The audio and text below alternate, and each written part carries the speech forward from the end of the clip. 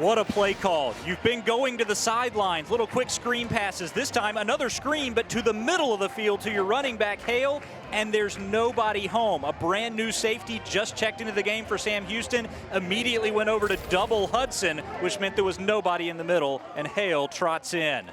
Noah Smith trying to make an extra move. There's the strip. The ball gets kicked around, and Jessup didn't give up on the play as the defensive lineman. He follows it up the field, and the ball falls right into his lap. Another fumble recovery for the Bears, one of the best teams in the nation at picking up the loose ball last season. They got a huge one here. This is likely the game that is going to mean that one of these teams still have postseason hopes, and for the other one, it's going to be a very difficult road. But the teams know each other very well. They met twice just last season. Coach K.C. Keeler called him a violent runner, but said he didn't really know that until they were able to get beyond practice when you're being careful about tackle drills. Let Ramon Jefferson loose and you see what he's done. Almost 300 yards rushing in only 2 games, averaging over 13.5 yards per carry. But he's not just powerful, he's got big play potential too, including a 70-yard touchdown run in their last game against Southeast Missouri that really turned the tide. Well, they're right at 50% on the season on third downs, but they're making it happen on this opening drive, and that's important. Sam Houston, as good as their offense has been, they've scored 94 points through 2 games, but they've only scored 14 in the first quarter. Jessup came into this game leading all defensive linemen with 23 tackles for the Bears, 7 tackles for loss and 3.5 sacks. Winningham thought it was a catch. He hands the ball to the official as if to say, no, I was holding it the whole time. Let's see. As they go toward the sideline.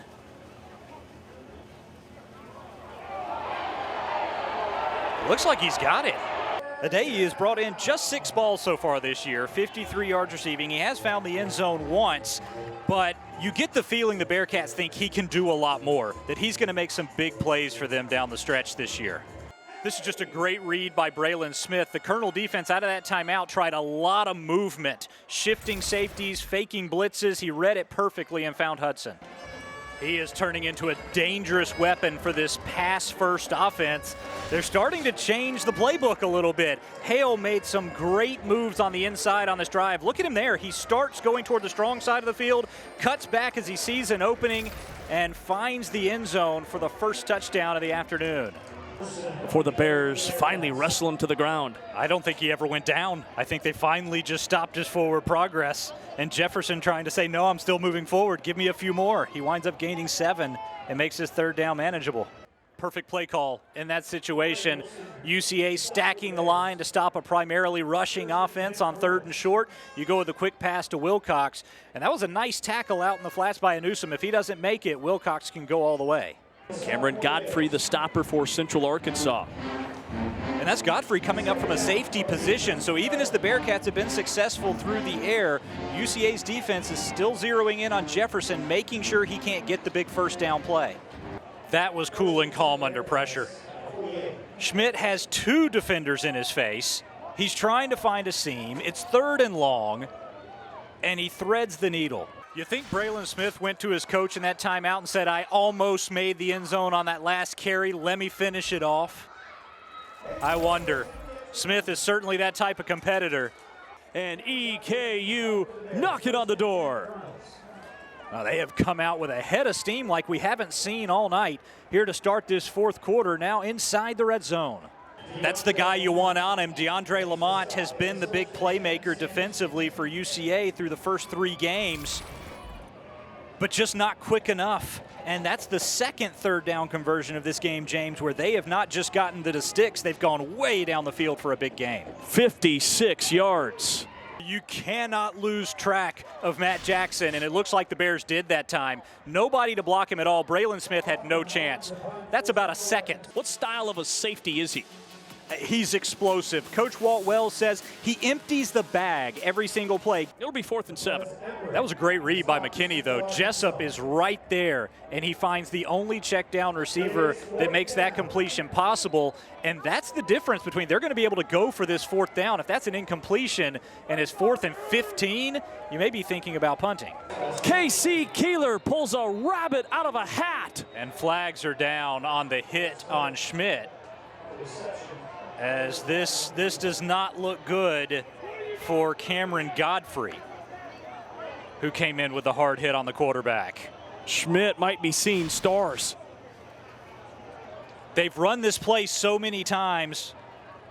And how did that ball, the arm strength from Schmidt to still get that ball out to Smith for the completion. Yeah, Schmidt looks dazed. He took a hard hit. They've set up that play so many times, and Schmidt was constantly a decoy. They finally use him for the big play. It pays off, but he takes a brutal hit in the process. Central Arkansas Bears football team. The last football national championship for UCA, a 1916 win over Central State in Ohio 30 years ago. Some of those players still part of this team. The quarterback was a freshman named King Collins. He's now the offensive coordinator. The associate head coach, Brooks Hollingsworth, today was starting out as a running backs coach. 4 touchdowns in the first half for Sam Houston. Yeah, there's Cody Crest getting in on the action. He would actually have 2 touchdown grabs in the first half. UCA, though, would get on the board as Braylon Smith finds Darius Hale over the middle, wide open and in the end zone, a 14-yard touchdown reception. But there's Schmidt ready to fire back. He finds Ezzard again over the middle, his second touchdown grab, and then key play late. Hudson back of the end zone. Braylon Smith finds him. UCA gets back in this one heading into the locker room. The other key to the game, third down. James, this team struggled mightily on third down at the beginning of the season. They were 4 for 23 on third down in their first 2 games. They're over 60% since then. One of the best teams in the nation since that point. In fact, they've gotten into the top 16 in the country in third down efficiency, which is incredible considering where they started earlier in the year. That's a very different philosophies for these two coaches in meeting for the 3rd time in a calendar year. Coach Wells for Eastern Kentucky saying, we've got a game plan and we want to try to stick with it as much as possible, do what our players do best. Coach Nathan Brown, with the benefit of coming off a bye week, more time to prepare for this game, and we may see some tweaks, particularly in the passing game against a very tough Colonel's secondary. Tristan McCollum shouting at his defense, how did Hudson get so open underneath? Smith rumbles to the outside, hog-tied at the 25. Gets 2 at 2nd and 8. McCollum was there on that last play to make the tackle and make sure that didn't turn into a huge play down the sideline. But it looked like that was supposed to be some soft coverage where he was providing support over the top, and suddenly he found himself one-on-one with Hudson. Once Hudson gets by the corner, there's no safety back there. Look at Jackson, the linebacker, running as fast as he can to get the stop, but then it's only one more play. It's Darius Hale running to the outside this time, finding space for rushing touchdown number 3. Smith flawless in the first half with no interceptions. When you're facing a defense like this, 10 interceptions, 6th in the country. Coach Nathan Brown said over and over, we have to play clean, we have to play sharp, we have to play smart. They've done all those things in the first half. Even as the offense was slow to get the ball moving in the first quarter, they didn't make mistakes.